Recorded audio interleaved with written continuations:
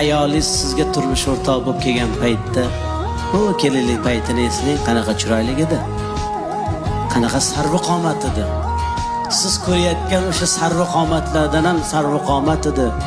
Siz o'sha internetda tomosha qilib o'tirgan go'zallardan ham go'zal edi.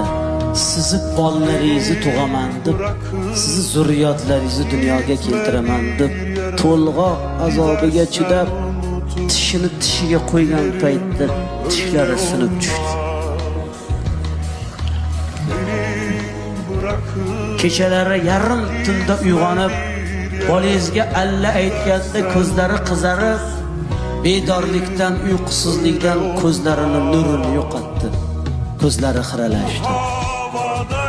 Qoshidan qosh berdi, ko'zidan ko'z berdi, yuzidan nur berdi.